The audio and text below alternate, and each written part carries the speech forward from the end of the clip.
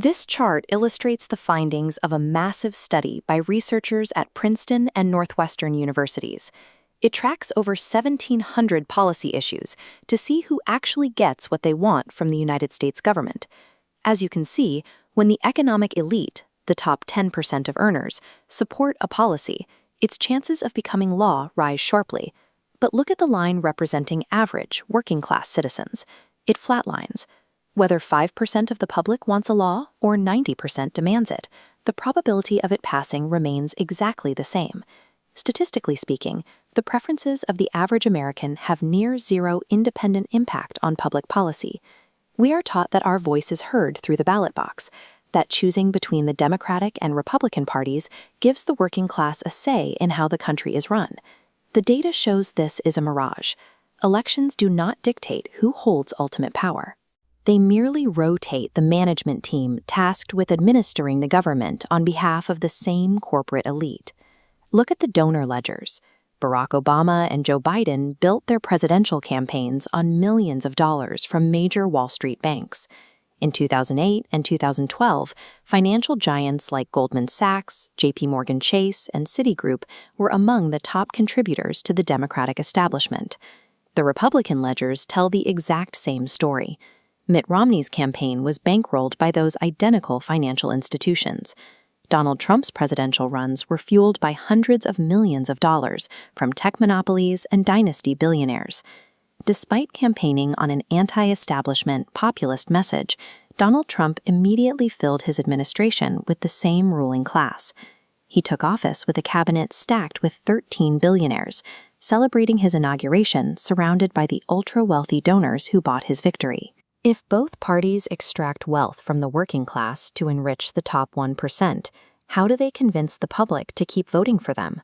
The linguist and political analyst Noam Chomsky outlined this strategy clearly. When a political party relies on economic policies that actively harm their own voters, like slashing corporate taxes or gutting labor unions, they have to deflect attention away from the financial damage. They manufacture a culture war. Voters are tricked into battling each other over fabricated outrages. Politicians deploy extreme conspiracy theories, like the Great Replacement Theory, which claims elites are replacing white populations with immigrants, or accusations that political opponents are secret pedophiles. To make these distractions inescapable, the ultra-rich consolidate control over the flow of information. By purchasing massive media networks, they suppress class consciousness and build a hedge against any democratic pushback that might threaten their wealth. This isn't abstract. Jeff Bezos owns the Washington Post. Elon Musk controls X. Larry Ellison's family recently took control of CBS News. The primary function of these consolidated networks is not to inform the public. It is to condition the working class into cheering for billionaires, keeping them perpetually angry at their neighbors while the IRS is systematically gutted and corporate taxes are slashed. This unchecked corporate power extends far beyond domestic borders. On the global stage, the United States operates with what international tribunals have previously described as supreme international criminality. We see this in the modern head-on-a-pipe foreign policy doctrine. The executive branch increasingly circumvents Congress to unilaterally order the decapitation of foreign regimes, aiming to force compliance through the sheer terror of targeted assassinations. Recent administrations have launched unapproved military strikes in Iraq and Iran, and coordinated operations aimed at the abduction or kidnapping of foreign leaders, such as Venezuelan President Nicolas Maduro. These interventions are routinely sold to the public as missions to spread democracy or protect human rights. The reality is that they are executed to secure imperial dominance, eliminate geopolitical rivals, and open up new resources for corporate extraction.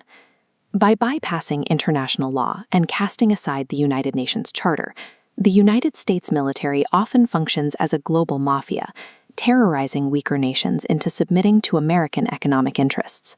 The politicians and executives who dictate these global interventions live entirely insulated from the violence they order. The actual fighting is outsourced to the poor and working-class families who supply the recruits. These soldiers carry the horrific physical and psychological costs of empire. They return to their communities dealing with lost limbs, severe post-traumatic stress disorder, or inside a disproportionate number of flag-draped coffins. Beyond physical trauma, countless veterans suffer from moral injury. This is a specific psychological wound that occurs when young men and women are commanded by the state to witness or commit atrocities, forcing them to violate their own deepest ethical values. The expansion of the American empire requires capital, and that capital is paid directly by the working class, using their own blood, bodies, and sanity. If these foreign conflicts are truly essential to the survival and safety of the nation, why do the children of the politicians who start them almost never enlist? They don't enlist because they belong to a protected class. These are the princelings, the elite offspring of high-ranking officials who remain safely at home while working-class kids are shipped off to the Middle East. Instead of deploying to combat zones, these princelings leverage their family's political power to enrich themselves. They secure lucrative licensing deals for mobile phone services and aggressively market unregulated cryptocurrency schemes to the very people their fathers govern. In this system, one social class profits from perpetual conflict and deregulation, while another class dies executing those policies. We often hear that the system is broken, but the evidence points to a much harsher reality. The system is functioning exactly as it was designed. The rich buy the government. The media distracts the masses with manufactured outrage, and the working class pays the ultimate price so the oligarchy can rule undisturbed.